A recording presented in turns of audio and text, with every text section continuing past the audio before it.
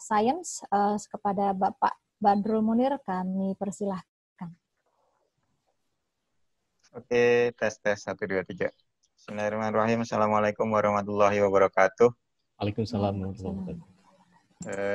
Terima kasih Kak Ros. Ini kita manggilnya biasanya Kak Ros gitu biar akrab. Masih saudaraan sama Upin Ipin. Ya, terima kasih juga CDC, terima kasih Iluni FTUI yang telah mendukung program ini. Ini bagian dari upaya kami di Fakultas Teknik UI. Kita bekerja sama dengan banyak pihak ya, untuk memberikan yang terbaik bagi mahasiswa kita, bagi masyarakat sekitar kita. Mudah-mudahan ini berguna ya. Terima kasih juga Bang Asman, luar biasa ini jauh-jauh dari Aceh, dari Aceh ya, masih dari Aceh Bang Asman? Nggak, nih lagi lockdown nih, Bapak dulu. Oh lagi lockdown. Oh iya. Saya mengenal Bang Asman ini mungkin hanya sekilas-sekilas ya, tapi sepak terjangnya saya ngikutin bener gitu ya, dan luar biasa beliau ini salah satu alumni kita yang komitmen, dukungan dan juga perjuangannya luar biasa. Mudah-mudahan ini bisa dibagi pada para peserta hari ini ya. Kita ngomongin tentang peluang lanjut kuliah lah kira-kira begitu ya. Kalau sedikit mungkin memberi gambaran mengenai peluang lanjut kuliah. Bagi saya sharing sedikit pengalaman gitu ya. Saya 2 kali ngalamin tugas semacam ini, harus mencari beasiswa gitu ya untuk lanjut kuliah. Jadi waktu selesai kuliah saya ditawari lah gitu ya dalam tanda kutip untuk jadi dosen ya, magang jadi asisten, kemudian di tes pegawai negeri, kemudian diterima. Nah, disitulah perjuangan sesungguhnya dimulai, harus nyari kampus gitu ya, kemudian nyari beasiswa ya. Itu sungguh sesuatu yang tidak bisa dipegang secara jelas mungkin ya dari awal, tapi yang namanya hasil itu tidak akan mengkhianati usaha gitu ya. Waktu itu saya cari beasiswa ke sana kemari lewat yang program G2G gitu ya, dari Jepang ya, Monbusho, dari DAAD Jerman, yang lain-lain ya.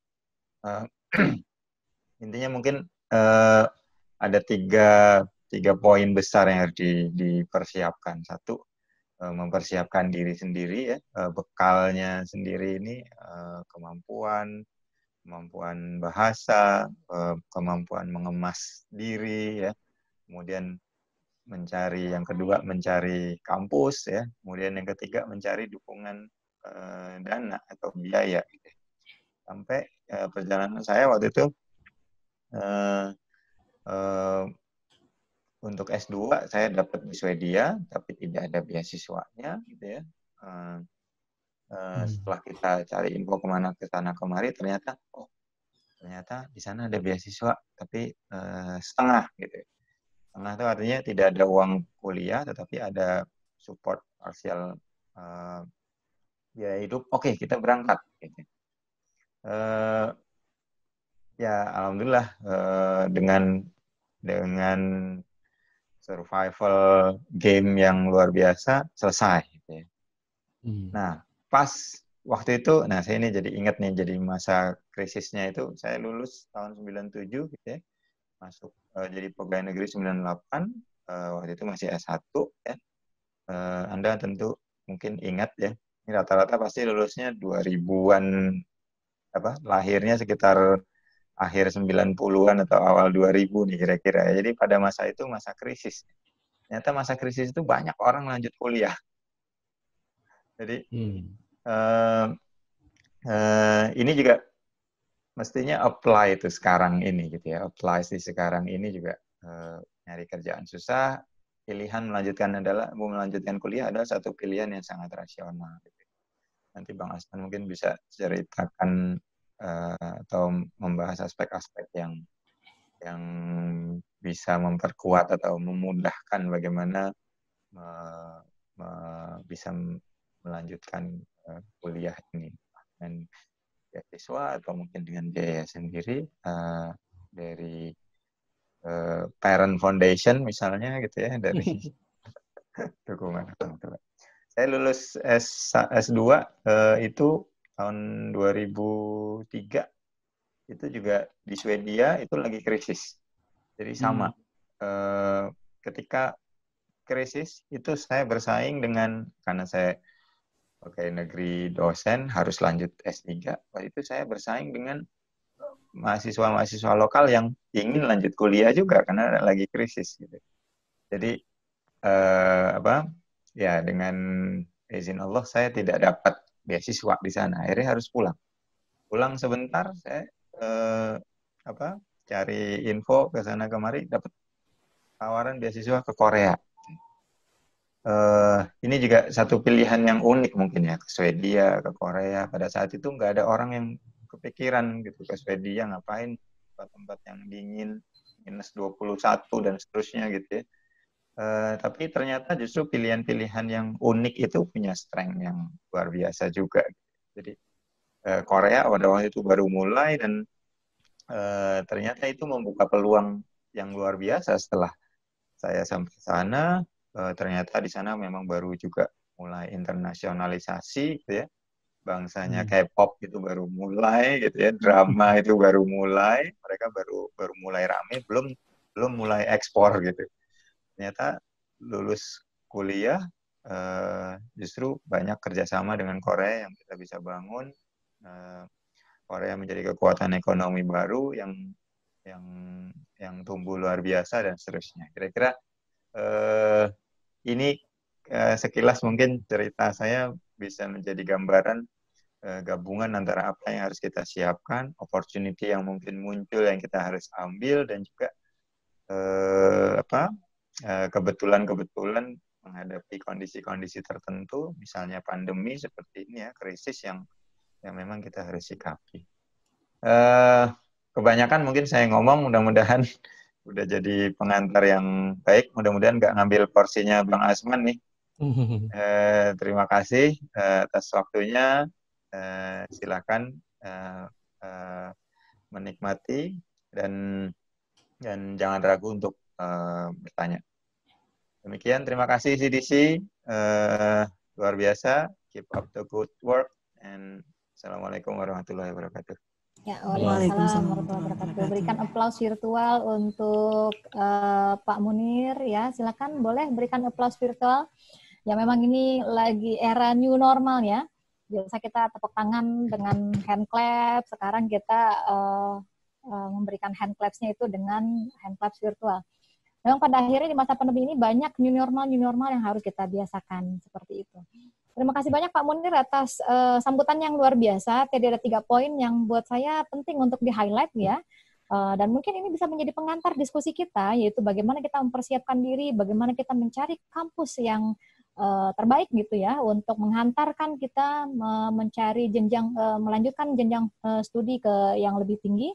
Dan tentu saja yang paling penting adalah dukungan dana. Dan ternyata pada saat itu Pak Munir juga melakukan hal tersebut di masa krisis, dan mungkin kalau misalkan sekarang di masa pandemi ya agak-agak mirip gitu ya dengan di masa krisis saat itu.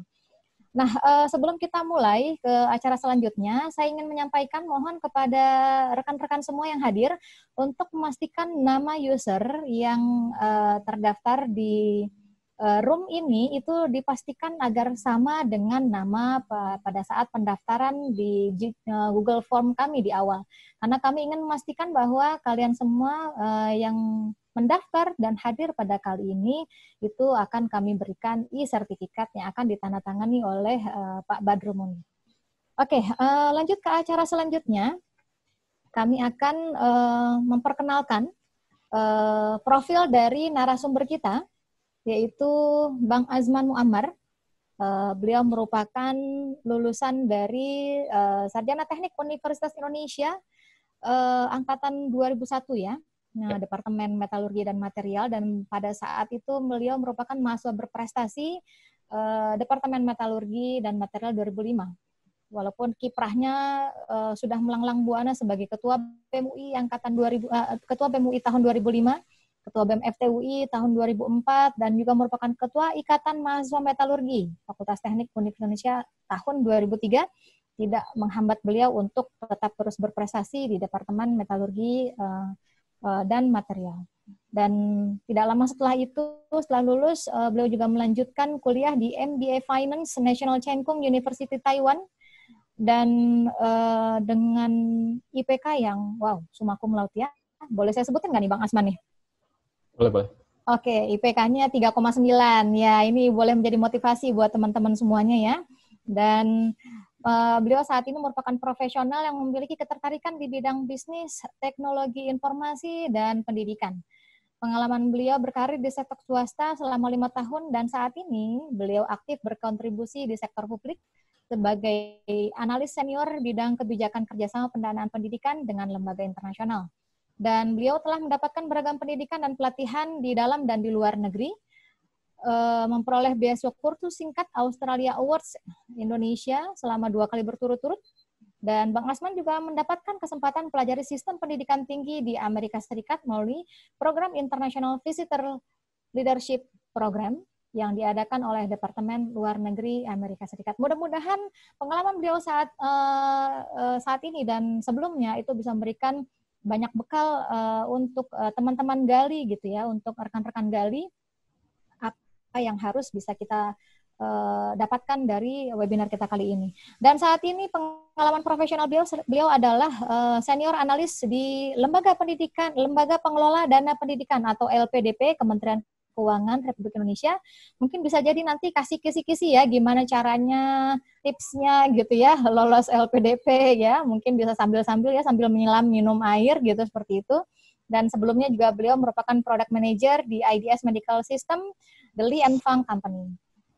Oke, tanpa berpanjang-panjang kata, mudah-mudahan nanti Bang Asman akan memaparkan bagaimana urgensi studi lanjut, tantangan di masa pandemi seperti apa yang harus disiapkan, tips dan triknya, memilih kampus, jurusan, serta pembiayaan, dan kapan kita melaksanakannya, apakah kerja dulu, atau langsung studi lanjut setelah lulus. Nanti semua akan dikupas tuntas oleh Bang Asman. Kepada Bang Asman, kami persilahkan. Silakan Bang Asman. Ya, terima kasih Kak Ros. Assalamualaikum warahmatullahi wabarakatuh. Salam sejahtera untuk kita semuanya. Selamat sore. Yang saya hormati Bapak Dr. Badrul Munir, ini senior saya waktu saya sekolah dulu, meskipun hampir jarang ketemu kali ya Pak Badrul ya, dulu ya pas zaman sekolah. Tapi nama besar beliau itu cukup harum di Fakultas Teknik. Baik deh. Kemudian yang saya hormati teman-teman CDC, Kak Ros, dan teman-teman yang lain, kemudian dari Iluni, terima kasih atas kesempatan sharing di forum virtual. Ini new normal baru ya, new normal baru, semuanya tuh serba online. Kita diharapkan pada situasi di mana harus mampu memindahkan kondisi normal kita sebelumnya untuk menjadi situasi yang tadinya abnormal. Jadi meeting online itu sesuatu yang tidak normal bagi sebagian besar. Jadi sesuatu hal yang memang harus dijalani. Sebenarnya mohon izin, ini sebenarnya topiknya agak berat karena kupas tuntas studi lanjut gitu ya. Tapi karena yang minta ini senior-senior saya gitu kan, nggak berdaya yang nolak. Mudah-mudahan jadi sesuatu yang bermanfaat. Karena benar kata Dr. Badrul tadi, saat ini kesempatan meskipun lagi pandemi, itu bisa dikatakan peluangnya itu cukup besar. Tapi saya nanti mau share, ini merujuk pada pengalaman saya pribadi juga. Artinya kalau kita sekolah, sebaiknya kita memilih sesuatu itu yang kira-kira ilmu yang akan kita dapat itu bermanfaat dan bisa diaplikasikan. Karena ternyata setelah saya baca-baca, orang Indonesia ini kan unik ya. Jadi pendidikan yang mereka tempuh kadang-kadang tidak sesuai dengan bidang yang mereka geluti setelah lulus. Akhirnya tidak optimal. Nah, jadi ini penting terutama bagi yang tadi saya lihat demografinya ada yang masih status masih mahasiswa, ada yang sudah lulus fresh grade, atau juga yang sedang mencari informasi pendidikan. Kira-kira gambarannya, saya akan cerita nanti, ya saya kasih breakdown sedikit gitu ya, sudut pandang secara umum dari pemerintah kita tuh sebenarnya ingin mengharapkan lebih banyak expert di bidang apa aja dalam 5-10 tahun akan datang. Karena ini penting. Kalau kita cuma sekolah, tapi kita nggak tahu sebenarnya job market kita itu nanti bidang apa yang dibutuhkan. Kalau kita nggak bisa relevan dengan prioritas itu, kita nggak akan bisa terserap ke job market. Lalu nanti saya akan coba kasih fakta juga, Indonesia ini sebenarnya posisinya di mana sih? Di ASEAN, kemudian di dunia terutama, dan challenge yang kita hadapi menuju new normal, terutama dengan proses industri, evolusi industri 4.0, di mana semuanya serba otomasi. Kemudian saya juga akan coba sampaikan mengenai indeks kreativitas dari tenaga kerja kita di Indonesia. Kemudian sedikit saya akan cerita berdasarkan pengalaman, karena saya saat ini Chief Analyst di lembaga pemerintah melihat dari sudut pandang pergerakan. Ada yang. Oke.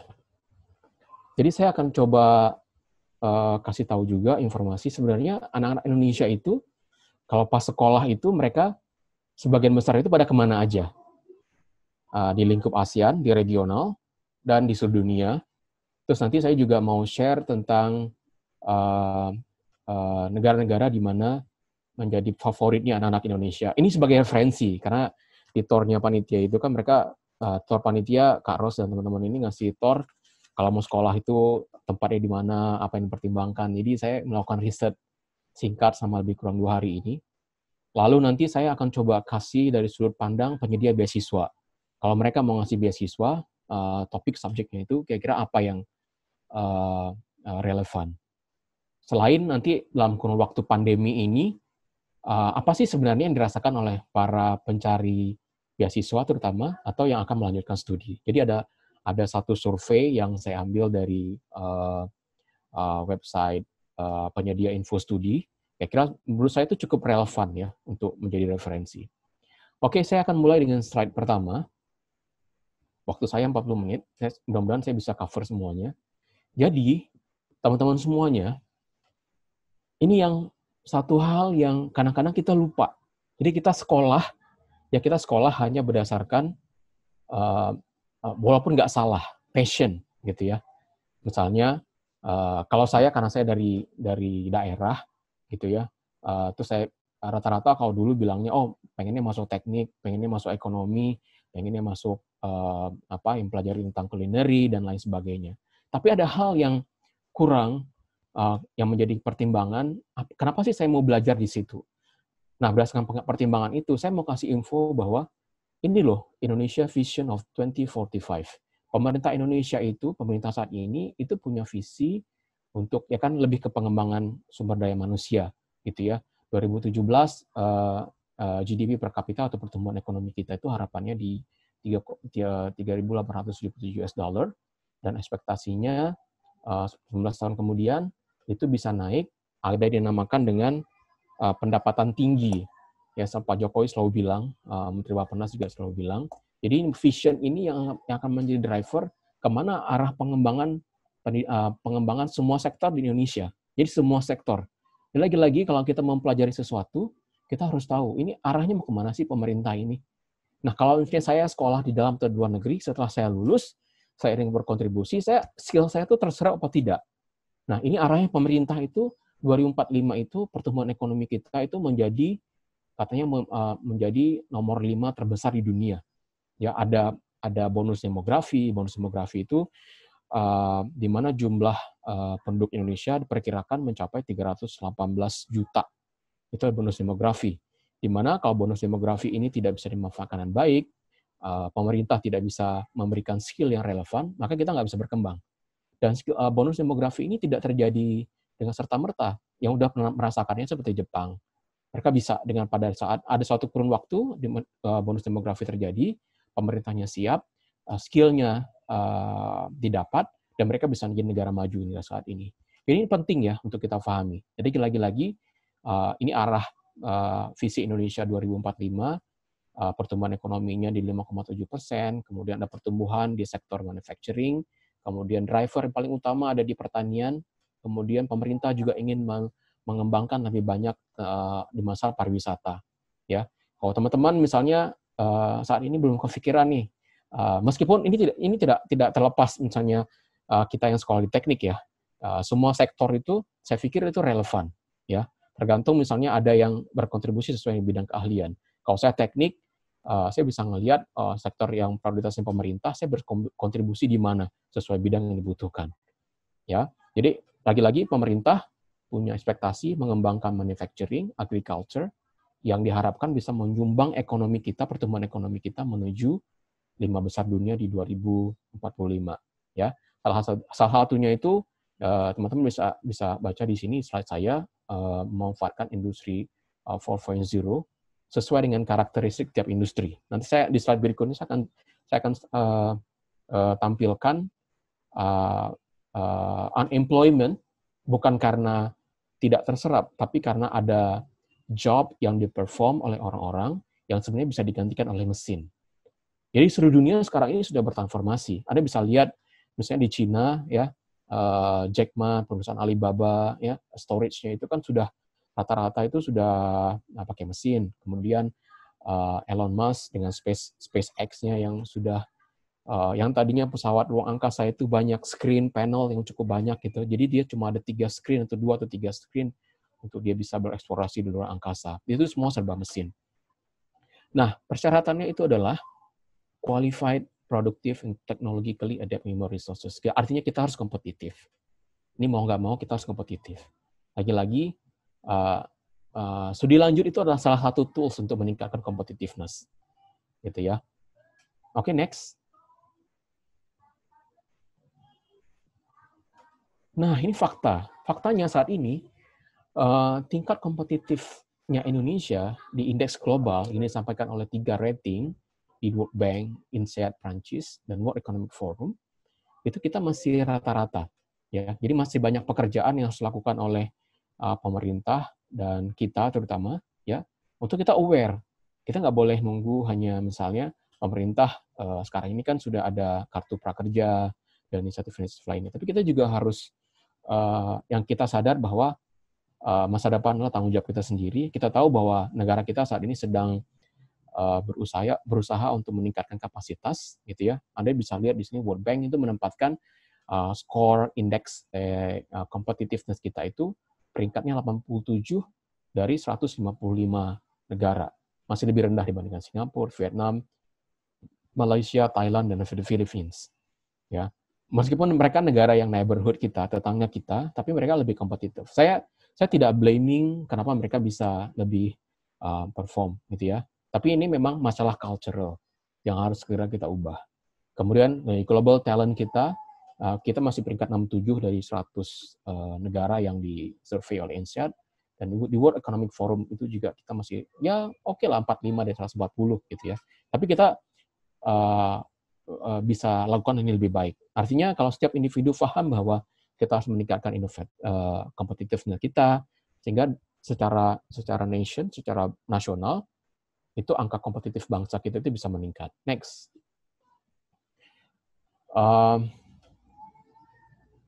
Nah, ini revolusi industri ya, industri 4.0. Jadi hati-hati kalau misalnya kita sekolah, ya kita lagi sekolah S1, tapi sebenarnya kita juga tidak meningkatkan kapasitas kita sesuai dengan apa yang dibutuhkan oleh dunia kerja.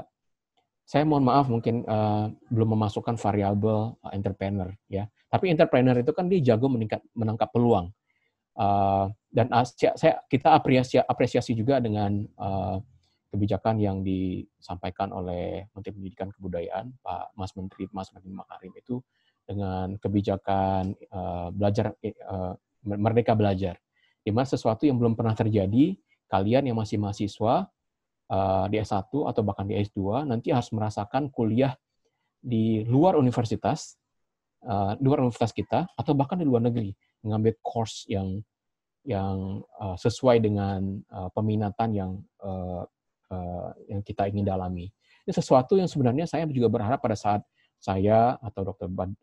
Badrul atau Kak Ros pengen dulunya ketika sekolah punya kesempatan untuk bisa mempelajari bidang ilmu lain yang kira-kira itu bisa bermanfaat untuk bidang ilmu kita. Saya dulunya itu saya di Fakultas Teknik, tapi karena saya aktif di organisasi, saya sering ngobrol sama teman-temannya di psikologi, mempelajari tentang psikologi orang. Kemudian ketika mengkaji tentang masalah ekonomi, saya dengar pakar dari ekonomi. Tapi saya belum pernah dapat kesempatan untuk bisa sit in di Fakultas Ekonomi Bisnis, gitu ya, untuk sekedar mengetahui seberapa relevannya sih teori ekonomi itu terhadap kebijakan negara kita yang mereka bisa menjelaskan itu. Saya pikir itu sangat bermanfaat. Ya, ini juga teman-teman bisa memanfaatkan ini sebagai satu kesempatan yang baik untuk meningkatkan kapasitas diri. Oke, jadi berdasarkan survei yang dilakukan oleh Oxford Economic Forecasting, Bureau of Labor Statistics, US Bureau of Labor Statistics, dan McKinsey Analysis, ada sekitar di Indonesia sendiri itu ada sekitar 51,8% job loss. Bukan karena tidak terisi, tapi karena otomasi. Potensialnya dia ada di mana saja. Ya, salah satunya di bidang pertanian 49%, di bidang manufacture, kemudian di toko retail, kemudian di construction, kemudian di transportasi dan warehousing. Udah terasa, saya pikir udah terasa ya. Misalnya yang tadinya kita taksi harus nelpon, sekarang sudah ada Grab, sudah ada Gojek, dan mereka kembangkan portofolio mereka ke layanan perbankan. Semuanya serba bisa selesaikan lewat handphone, lebih kurang seperti itu, ya. Kemudian di pertanian juga sudah banyak inovasi-inovasi di bidang pertanian itu, misalnya tidak membutuhkan lebih banyak labor atau tenaga kerja untuk mengoversee atau memantau perkembangan dari budidaya tumbuhan atau perkebunan, semua udah serba dilakukan oleh mesin. Ini sesuatu yang apabila kita tidak well aware, gitu ya, kita akan tergantikan oleh mesin, akhirnya kita tidak terserap oleh job markets. Apa saja sih pekerjaan yang kira-kira juga berpotensi loss karena automation ini?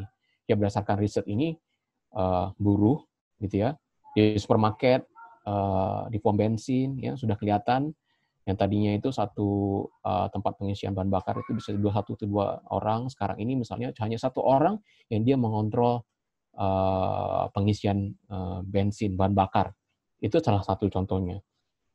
Ya, jadi kita harus aware sebenarnya kalau kita ingin, that's why saya ingin studi lanjut supaya kemampuan skill saya itu tidak bisa tergantikan oleh mesin. Kira-kira saya mau sampaikan seperti itu.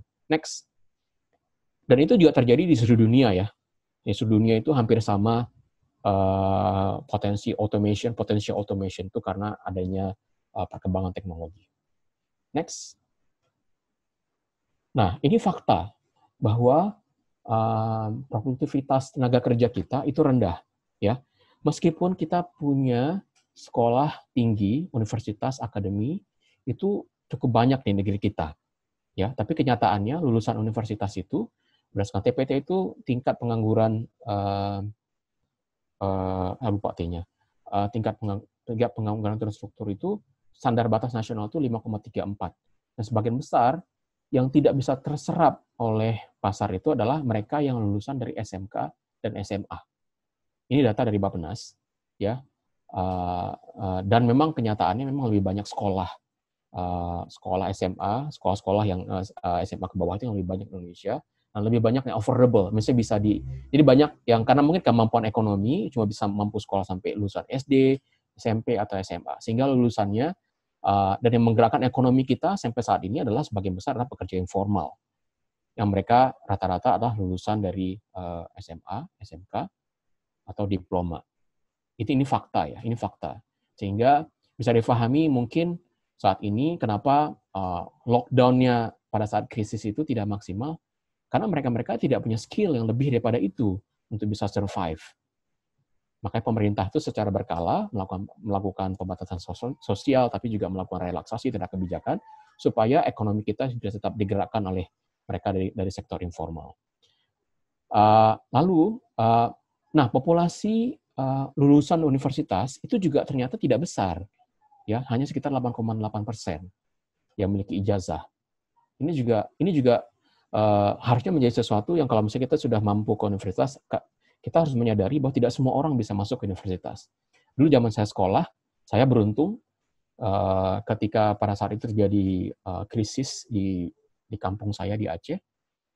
Orang tua saya malah tidak mendukung saya untuk studi lanjut. Orang tua saya bilang, oke, kamu cukup SMA aja. Kamu apain kayak di sini buka toko. Tapi hati kecil saya berkata, my future is mine. Jadi saya beranikan diri untuk sekolah, dan akhirnya saya lulus. Dan saya bisa lanjut sekolah dan bisa berkarir di tempat yang baik. Nah, angkatan kerja kita juga karena efek banyakkan lulusan SMA ke bawah, angkatan kerja kita juga sebagian besar mereka lulusan SMA ke bawah.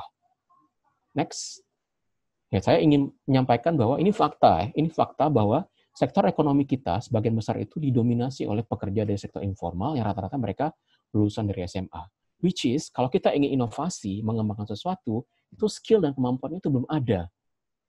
Jadi butuh pendidikan lanjut untuk bisa mengembangkan skill, meneliti, kemudian mengetahui apa yang bisa dikembangkan, sehingga sesuatu bisa bernilai ekonomi yang tinggi. Oke, lanjut. Saya sedikit tampilkan pertanyaan berikutnya adalah, kalau mau sekolah, gitu ya, di mana sih anak-anak Indonesia saat ini berada, gitu. Nah, survei dari World Education Services yang diolah dari data UNESCO, sebagian besar anak-anak Indonesia itu di Asia itu, dari anak-anak Indonesia itu, jadi kita, orang-orang Indonesia itu, ternyata dibandingkan warga negara ASEAN yang lain, kita termasuk yang cukup rendah, yang sekolah di luar. Ya, tapi lagi-lagi ya, ini karena yang ada ini FTUI, saya juga mempromot universitas kita di dalam negeri itu bagus, ya. Tapi kalau misalnya punya peluang untuk menimba ilmu di luar, itu juga satu hal yang bernilai lebih. Karena begitu Anda sekolah di luar, Anda akan terbuka cakrawala berpikir Anda bagaimana bangsa lain bekerja. Anda bisa belajar yang mana ilmunya itu bisa diaplikasikan di bangsa kita untuk membangun bangsa kita. Nah, ternyata faktanya Indonesia itu termasuk outbound mobility ratio itu di bawah Myanmar, tapi di atas Philippines. Sebenarnya ini pekerjaan yang kita mungkin bisa jadi karena kekurang informasian tentang peluang apa sih sekolah yang ada di luar itu, kemudian persyaratannya yang juga cukup lumayan ketat, dan masalah pendanaan. Ya, khusus pendanaan itu saya akan cerita nanti di belakang ya. Dan di grafik yang kedua, Indonesian Degree Seeking Student. Nah, kalau dilihat sini sebenarnya banyak kok, seperti kata Dr. Badrul tadi, banyak kok orang anak Indonesia itu yang meskipun krisis, mereka tingkat mereka mau sekolah di luar itu cukup tinggi, gitu ya. Ini saya datanya sampai 2017. Saya rasa kantor saya ketika 2017 itu, seingat saya itu kita lagi ada so we call it a prone to recession 2017, di mana mata uang kita sempat jatuh cukup besar. Pemerintah juga menerbitkan surat utang juga cukup besar, sehingga pada waktu itu, karena sebagian besar anak Indonesia yang sekolah keluar itu adalah lewat jalur beasiswa, sedikit yang jalur pembiayaan dari family scholarship, itu sangat sedikit dibandingkan yang lewat beasiswa, lewat loan dan lain sebagainya. Sehingga pada 2017, di mana pada waktu itu kondisi ekonomi kita tidak begitu bagus, agak sedikit menurun kurvanya. Tapi kalau waktu itu saya nggak punya data 2018, tapi data dari analisa dari kantor saya, setelah 2017, angka kita meningkat.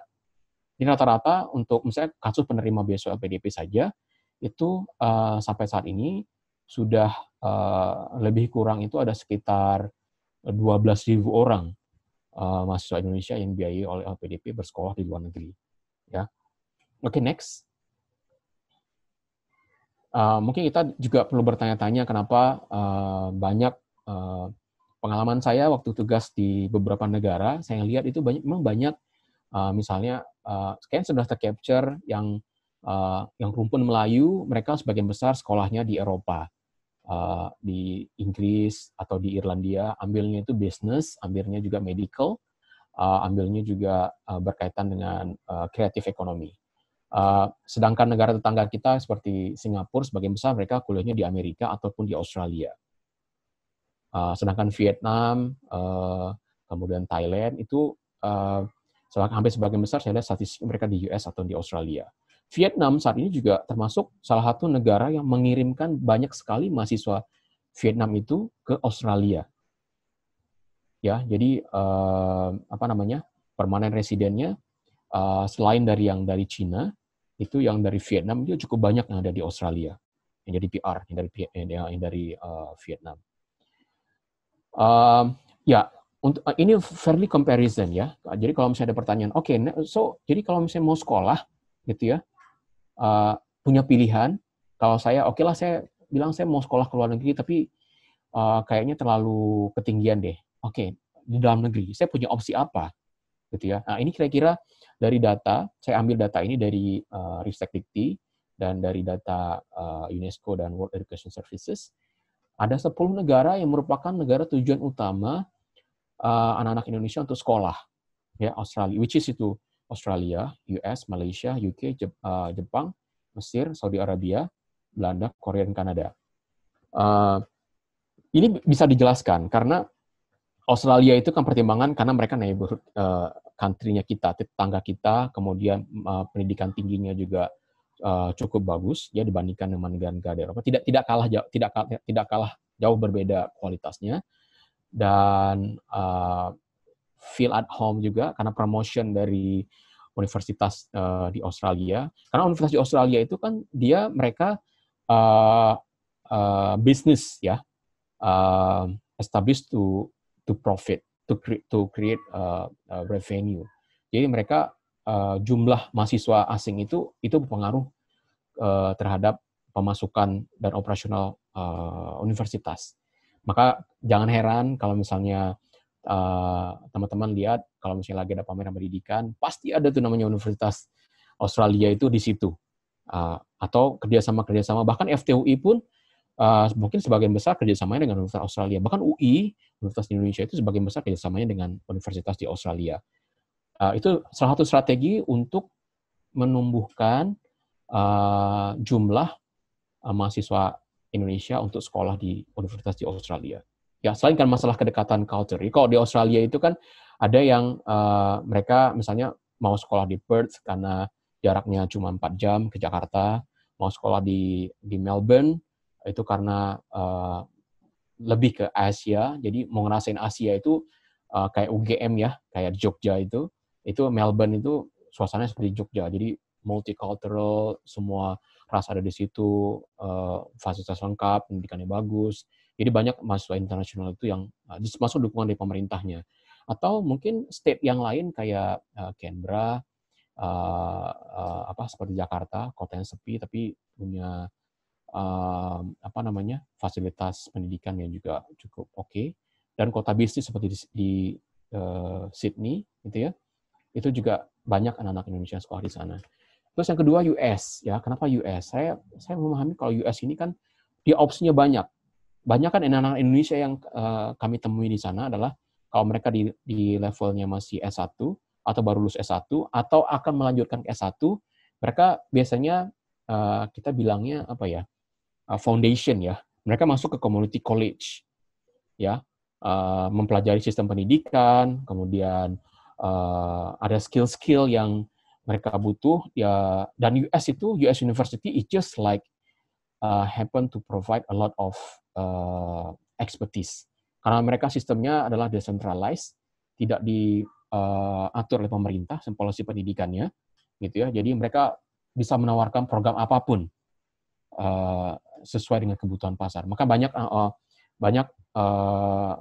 mahasiswa asing sekolah di US, termasuk orang Indonesia, ambil community college. Seingat saya, yang paling banyak itu misalnya dari daerah-daerah besar di kota-kota besar di Jawa, ya itu banyak yang orang-orang kaya ngirimkan anak-anak mereka ke sekolah di US untuk foundation pertama, kemudian masuk ke S1, S2 dan bahkan bekerja di sana. Sedangkan untuk yang dari daerah itu banyak kan teman-teman dari Papua. Teman-teman dari Papua, pemerintahnya sangat suportif, ya, mengirimkan anak Papua yang qualified untuk sekolah di community college di US. Harapannya mereka juga bisa membantu peningkatan skill. Kalau Malaysia karena neighbor ya kali, karena kedekatan cultural ya, topik yang dipelajari itu masalah bisnis dan halal food di Malaysia. Dan UK bisa difahami karena ini juga saya juga kaget ternyata UK itu, jadi kalau misalnya di random check, di survei, mereka yang mau sekolah di UK itu tidak hanya mempertimbangkan masalah kualitas, tapi masalah history. Harry Potter pengen ngerasain gimana masuk ke kastil gitu ya, peninggalan-peninggalan historik itu yang it's just like make thing ever jadi satu pengalaman yang cukup mengesankan bagi orang-orang Indonesia. Ya kalau Jepang kemudian kalau Jepang iya ya karena Jepang Belanda itu karena memang punya hubungan kultural sama Indonesia ya.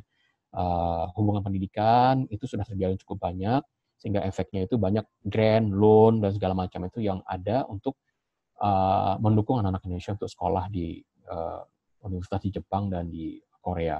Sedangkan Mesir itu sebagian besar untuk yang agama, keagamaan yang sekolah di Mesir. Ya, sekarang untuk yang dalam negeri, ini saya pikir UI ada di peringkat 5 berdasarkan kaderisasi perguruan tinggi dari Kemenristek-Dikti yang sekarang udah di Kemendikbud.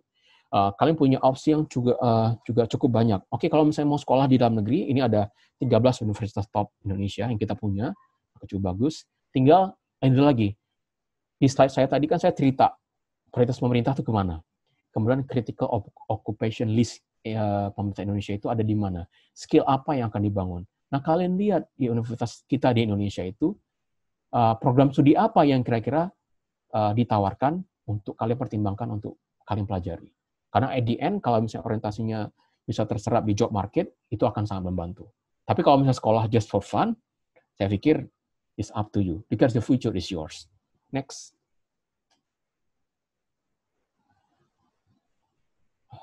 Next. Nah, saya kasih gambaran, misalnya kalau kalian, karena lagi-lagi, banyakkan sebagian besar anak-anak Indonesia yang mau sekolah gitu ya, itu lewat beasiswa ya, beasiswa, loan, grant segala macam. Saya ambil contoh untuk LPDP. LPDP ini akan kasih beasiswa untuk Anda-Anda yang memiliki ketertarikan untuk mempelajari bidang-bidang ini. Ya, jadi di luar bidang itu mereka nggak akan kasih beasiswa. Karena apa? Karena di beasiswa pemerintah itu ingin supaya pada saat Indonesia 2045 ada bonus demografi, Indonesia itu punya SDM dengan skill yang sesuai dibutuhkan pada saat bonus demografi terjadi. Ya, LPDP saat ini clear di website mereka bilang bahwa kita hanya akan biayai untuk mereka yang ingin sekolah di bidang-bidang yang sesuai dengan prioritas pemerintah.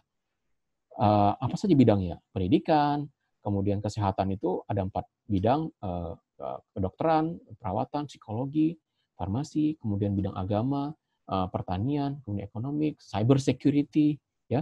Jadi kalau kalian kan lagi-lagi ini penting kalau misalnya apalagi kalian ingin sekolah dengan beasiswa dari LPDP misalnya, ini adalah bidang prioritas utama nih LPDP. Saya juga bisa cerita misalnya untuk kalau misalnya negara lain, beasiswa dari negara lain, mungkin skupnya lebih terbatas, ya. Katakanlah Nuffic. Kalau Nuffic dari Belanda itu bidangnya nggak jauh masalah irigasi, water management, economics, public policy, law, gitu ya. Jadi kalau misalnya kalian mengetahui bidang prioritas, baru kalian bisa pertimbangkan untuk mendaftar beasiswa tersebut. Karena kalau misalnya mendaftar, tapi luar bidang prioritas kita, saya pastikan bahwa Anda nggak akan terpilih untuk mendapatkan beasiswa tersebut. Oke, next.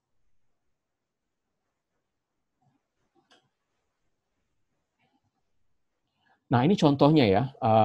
Ini pemaparan dari Deputi Minister, Wakil Menteri Bekraf pada saat itu, tentang apa sih sebenarnya pekerjaan yang dibutuhkan oleh industri di Indonesia di masa depan, terutama. Ini short term ya, short term. Jadi kalau misalnya bertanya, oke, saya mau sekolah nih sebenarnya, saya mau sekolah, tapi saya ketika lulus itu saya memastikan bahwa bidang ilmu yang saya pelajari itu dibutuhkan atau tidak. Saya kasih hints di sini. Jadi udah jelas-jelas ini adalah ada 35 list pekerjaan kritikal yang dibutuhkan. Dan industri saat ini ada difficulties, ada shortage, ada supply yang terbatas untuk orang-orang dengan skill ini. Nah, pilihannya adalah apakah Anda ingin melihat skill apa saja, terus Anda melihat apakah saya kira-kira masuk di culture ini nggak? Atau saya ingin change my subject. Misalnya saat ini saya belajar sastra. Terus saya lihat di sini, wah ini kayaknya yang sangat dibutuhkan itu drafter misalnya. Terus saya punya passion di bidang drafter. Terus saya pengen sekolah drafter. Atau jadi barista misalnya. Gitu ya. Jadi misalnya di list ini ada project manager. Ini sangat spesifik menurut saya. Sangat spesifik. Jadi project manager di bidang pertanian dan perkebunan. Kemudian kalau dokter apa sih? Anestesi, clinical pathology, dokter anak, dokter bedah, neurologis, dokter THT, dan sebagainya. Oh, waktu saya 15 menit lagi. Oke, saya next saja ya. Oh, next. Next.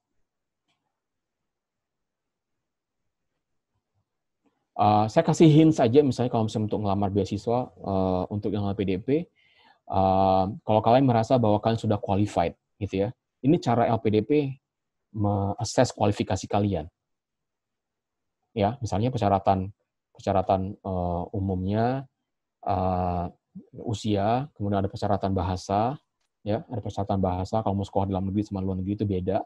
Kemudian proses seleksinya juga yang dilihat itu adalah orang yang memiliki karakter, gitu kan? Apakah kalian sudah cukup memiliki karakter, gitu ya? Apakah Anda cukup berintegritas, ya? Kalau misalnya iya, maka Anda bisa pertimbangkan untuk lanjut ke proses seleksinya. Lalu seleksi LPDP itu kayak gimana sih? Seperti biasa, jadi ada seleksi masuk universitas, itu ada seleksi administrasi, ada seleksi online, gitu ya. Kemudian ada seleksi wawancara. Wawancara itu akan ditanyakan, kenapa kamu mempelajari ini, gitu. Nah, jadi penjelasan saya di awal, misalnya kan bisa jelaskan. Ini cuma misalnya jika kalian yang tertarik mendaftar beasiswa LPDP atau beasiswa lainnya. Jadi saya dapat beasiswa Australia Award itu 2 kali. Ya, untuk executive program. Saya belajar tentang public-private partnership. Jadi saya lulusan University of Queensland. Kemudian yang terakhir tahun lalu saya dapat untuk International Collaboration Program di Australian National University dan Griffith University. Hampir mirip seperti ini, ditanyakan, Anda punya program apa? Kenapa bidang ilmu Anda itu dibutuhkan oleh Indonesia di masa depan? Karena lagi-lagi, yang namanya sponsor itu nggak akan memberikan beasiswa untuk seseorang atau kandidat potensial yang mereka pikir in return mereka nggak akan bisa mengukur bahwa bidang skill yang mereka pelajari itu akan memberikan efek untuk nation, untuk negara atau untuk komunitasnya, ya. Nah, jadi ini gambaran untuk LPDP aja, ya. Hampir sama seperti beasiswa yang lain juga, Novik, kemudian pengalaman saya di Australia Award juga begitu, kemudian Chevening juga demikian, kemudian beasiswa Swedia juga demikian. Cuma mungkin ada perbedaan kalau untuk yang beberapa kayak Australia Award dan Aminef yang Amerika itu diterima persyaratan sesuai persyaratan universitas, kemudian diberikan program persiapan bahasa misalnya, kemudian di place universitas. Ini agak berbeda. Oke, next. Waktu saya terbatas. Next.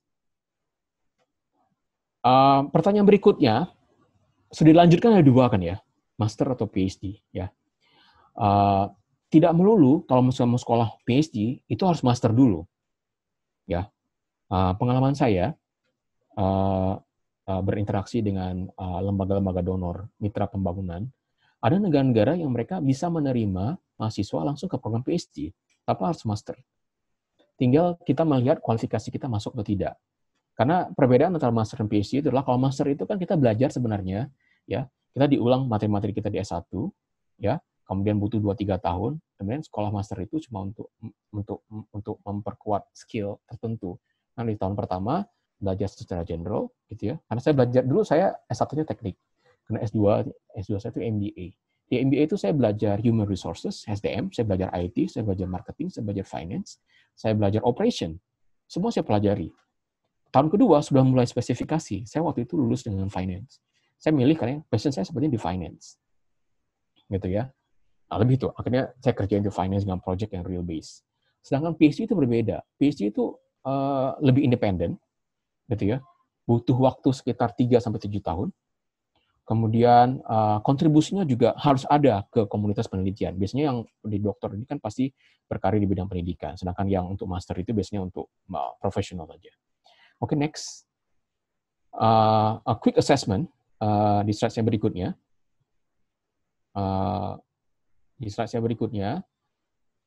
Next.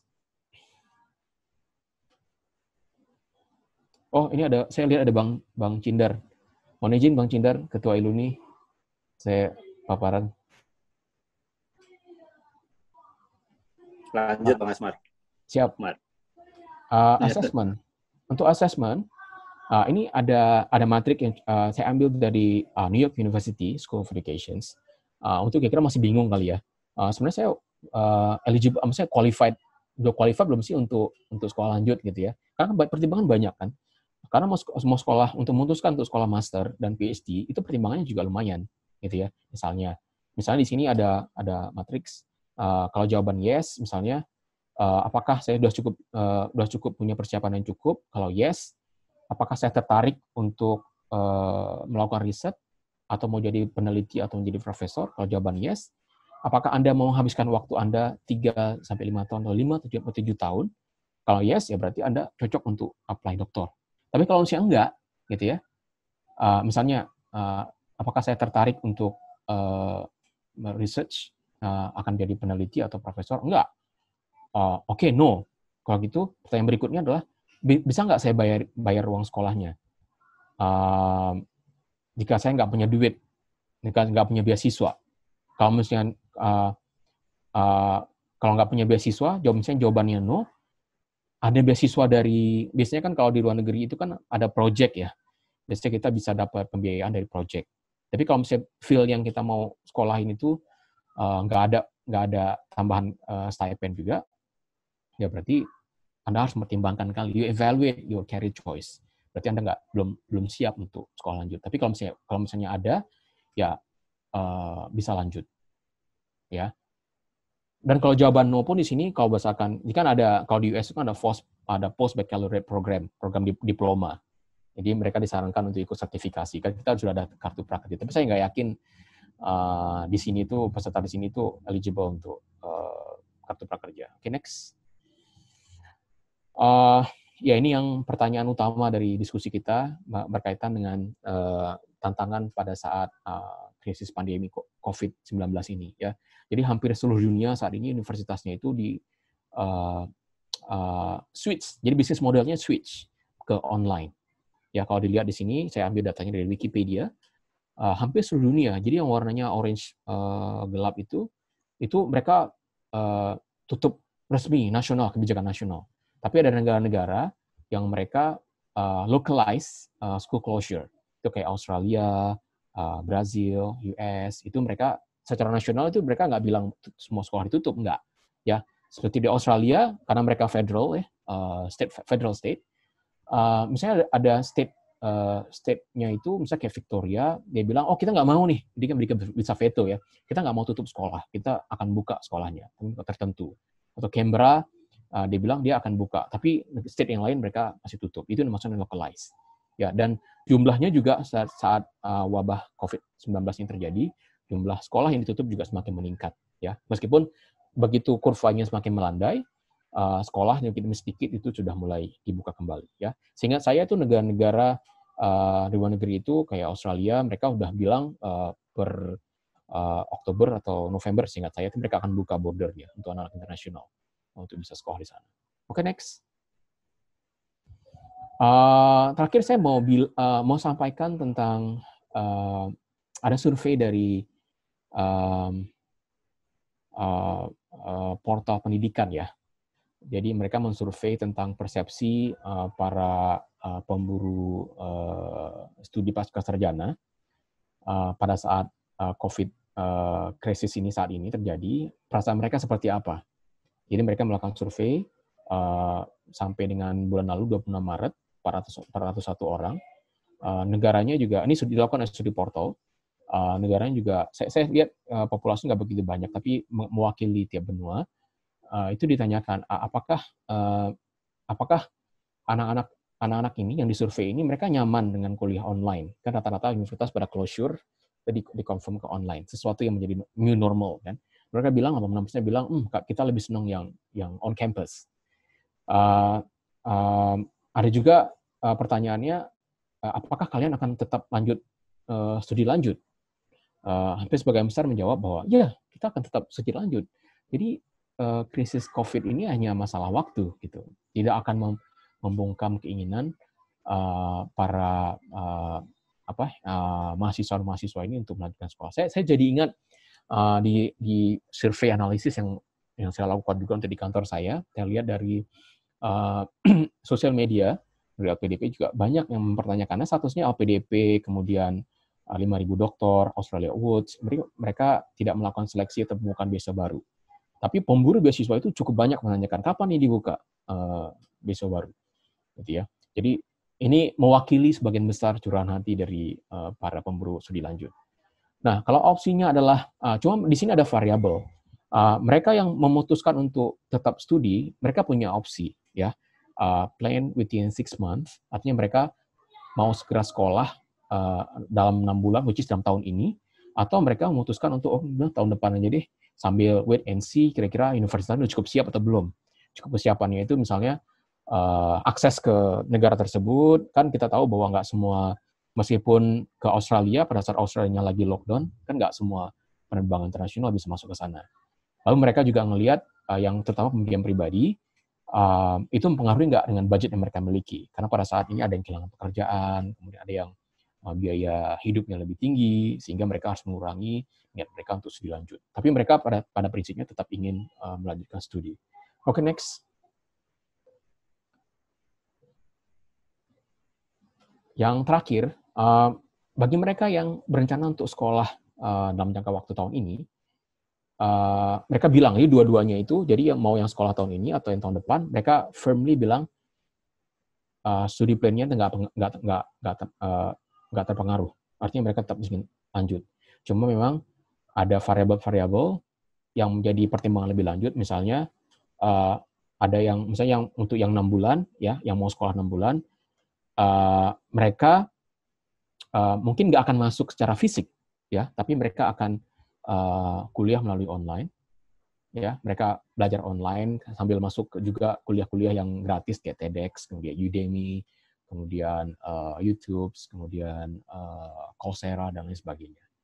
Atau juga ada yang mempertimbangkan untuk kan negara ini kayaknya nggak krisisnya tuh kayaknya bakal berkepanjangan. Ya, saya ingat kemarin saya rapat maraton dengan beberapa negara, dengan mitra saya di beberapa negara. Misalnya dari Inggris mereka bilang kayaknya situasi masih seperti ini, Azman. Dan untuk tahun ini sepanjang tahun universitas full di UK itu akan pindah ke mode online. Tapi berbeda halnya seperti di Belanda. Belanda bilang kalau kurvanya makin melandai, kita siap kok buka border. Artinya kita siap untuk meskipun ini bukan paksaan bagi mereka yang nggak siap, kita tawarkan opsi untuk online. Ya, meskipun secara pribadi saya berpendapat ada yang nggak fair di sini. Ya, ada satu kuliah daring yang diberikan oleh profesor dari New York University, dia bilang bahwa kan pada saat online ini kan semua pada duduk di belakang layar laptopnya masing-masing, tapi tetap biaya kuliahnya tetap dibayarin full. Tapi kita lebih stres gitu kan. Saya punya anak 3 gitu kan. Anak saya itu kalau misalnya saya lagi meeting, saya juga harus mantau sekolahnya mereka, saya dan istri saya. Kemudian istri saya ke dokter, dia juga harus mantau pasiennya dia juga gitu kan. Kayak kita lebih stres juga kerja di rumah. Waktu kerja juga lebih panjang gitu ya.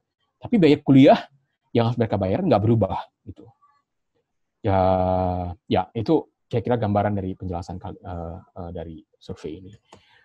Oke, saya mohon maaf apabila lebih waktunya, dan mungkin kalau misalnya ada yang ingin ditanyakan, feel free ditanyakan tentang segala hal yang berkaitan dengan opsi-opsi dan peluang untuk lanjut di dalam tertuang. Terima kasih, kembalikan kepada Kak Ros. Oke, terima kasih banyak, Bang Asman. Boleh beri tepuk tangan off online-nya untuk Bang Asman ya. Boleh kasih reaction atau mungkin tepuk tangan yang berbunyi juga boleh, silakan. Terima kasih banyak ya Bang Asman, tadi luar biasa pemaparannya, sangat analitis, sesuai dengan posisi saat ini ya sebagai analis ya. Jadi semuanya dilakukan dengan analisa-analisa yang memang